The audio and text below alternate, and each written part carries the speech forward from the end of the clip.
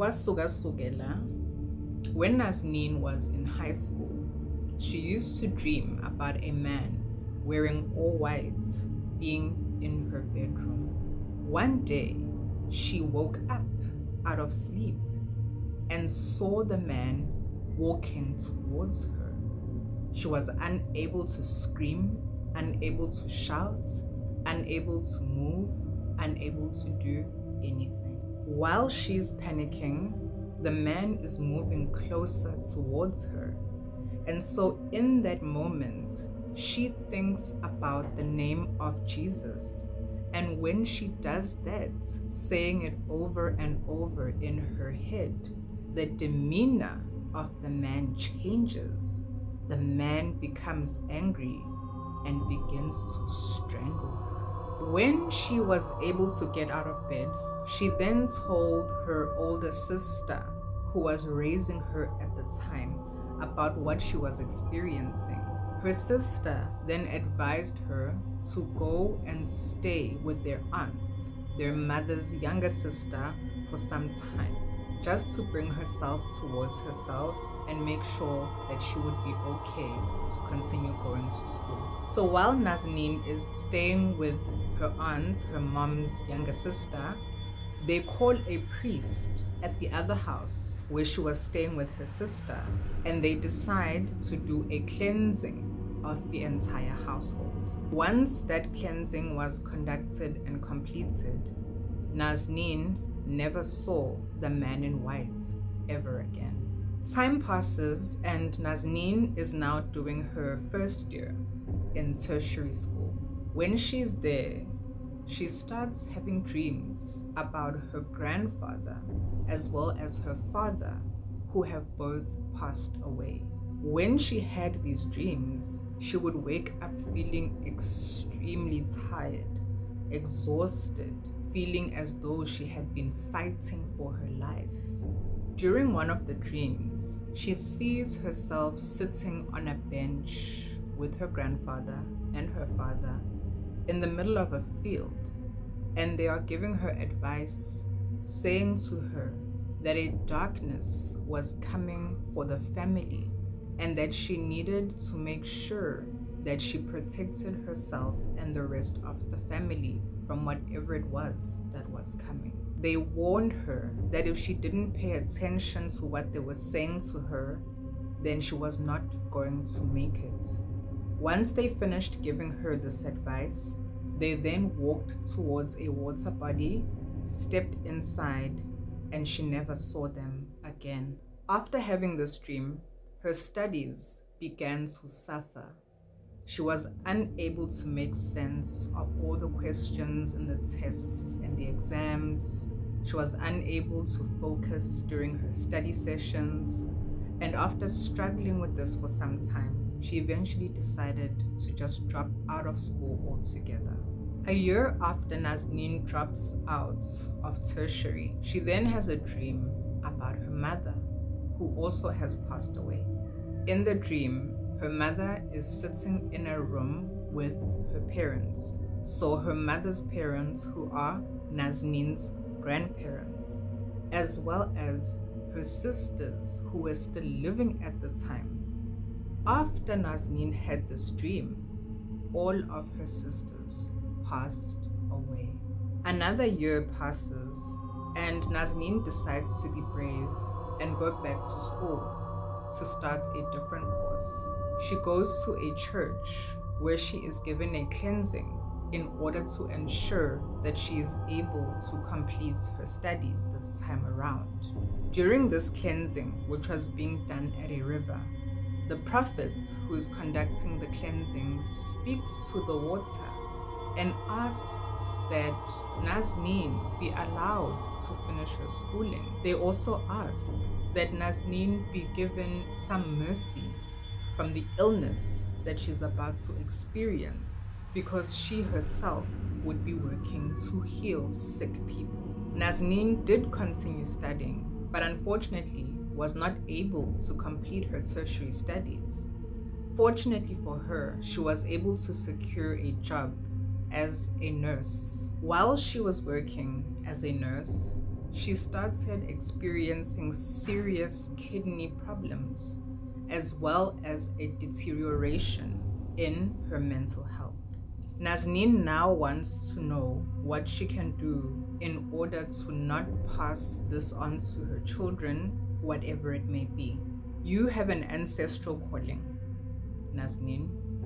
I am gonna go ahead and say that your calling is to be some sort of medium, because like me, you see dead people, whether it's in your dreams, in visions, or during waking life. You were very clearly shown that you were not meant to be a healer within the Western healthcare system. You were meant to be a healer in the African traditional healthcare system. You ignored this message from your grandfather and your father when they warned you of that darkness that was coming. This was a darkness of punishment, whereby your family members would be taken because they equally ignored their own callings at the time that they were happening to them. You've been dreaming about specific cloths that you're meant to get. This is one of them, but it's not the only one. There are others. You buy these cloths, but you don't use them. You need to use them. You need to go to the places that you are being shown to go to, Nazneen, urgently. Not only that, you need to have a full initiation. Your initiation is going to begin with rehabilitation. Uzohamba uye ephehlweni. There's medicines that you need to consume in order to heal the mental illness that has been afflicting not just you, but your ancestors in your bloodline for some generations at this point. Once you have done that, you will then be equipped with the skills to be able to prepare those medicines for your remaining family members as well as your children. Once you have dealt with that, you then need to execute the tasks and assignments that come with you being a medium as well as a traditional healthcare provider. You continuing to work as a nurse is not going to work out. You're constantly going to be sick. You're constantly going to be seeing things. You're constantly going to be experiencing blockages because that's not where you're supposed to be. You will not be able to actualize yourself, become the best version of yourself that you can be until you follow the traditional routes of medical training. Going for cleansings through churches is not going to be effective for you because most of those churches also give praise to foreign deities. You have blood ancestors that want you to work on their behalf. You need to be cleansed by someone who works with blood ancestors.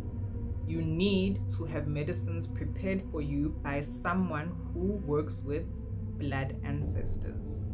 I hope that this helps you, and thank you for sharing the story with us.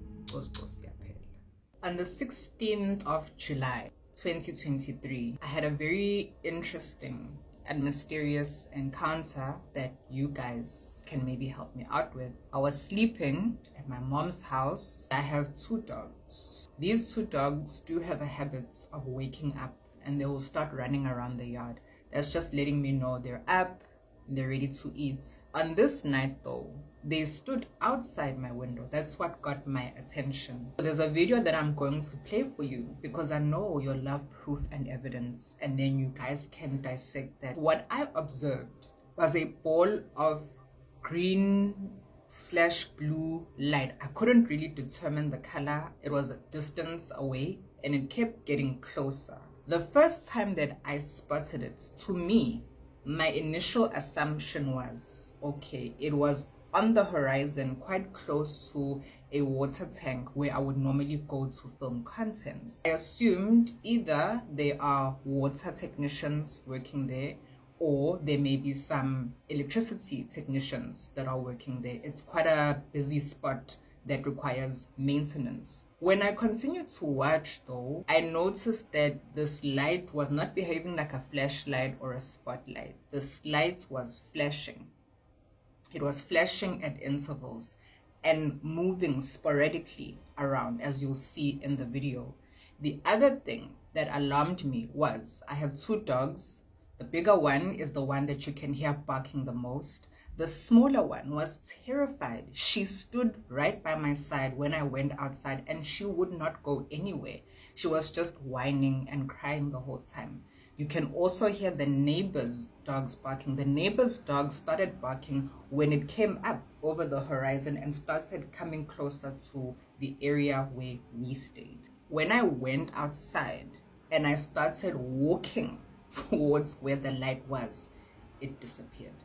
It didn't go up into the night sky. It didn't descend. It didn't go sideways. Literally, no. It just simply vanished into the darkness. So those of you who are astronomers, if there was something being tested on that specific day, you can let us know. I'm sharing this story as an introduction to the Alien Encounters series that I will be starting. I had a conversation with a very wonderful person earlier who shared with me an experience that they had, Hlathi, and they felt like they were insane, they were crazy. They ended up developing a host of issues and problems throughout their lifetime because of this. I want you to know that if you have had an encounter like this, it's not just you. It's not just you. There are many of us. Not only are there many of us, but there are also organizations that have come together to start documenting these experiences that people have. I will be sharing those with you as we go along. In the meantime, do yourself a favor, go and research a woman called Cynthia Hind. She is someone who was a pioneer. She was at the forefront of what is called ufology, specifically in Southern Africa. I could go on for a long time about the subject. For now, let me roll the clip and allow you to share your experiences with me. The best way for you to share your story with me is to email me, altzulugoddess, one word, @gmail.com. I've also put my email address in my bio. When you inbox me, it takes a while for me to read your message, especially if we don't follow each other. I also do not check my DMs every day because I have a life. I'm extremely busy. I do try to, so I'm definitely not ignoring you. The fastest way to get a response from me is by sending me an email. Looking forward to hearing from you. Let me roll the clip.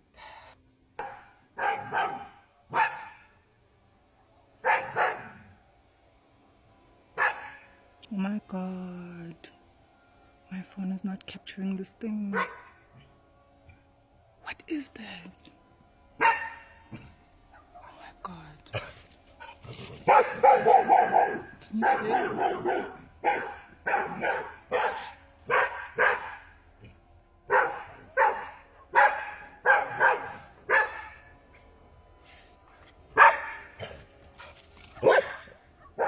That flashing and the dogs are going berserk. It's flashing just above the horizon.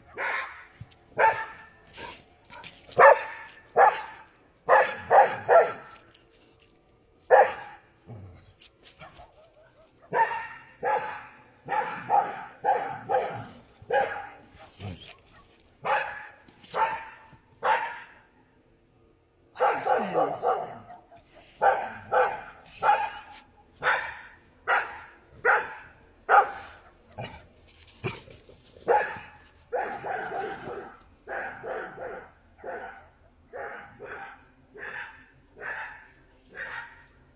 Should I go outside?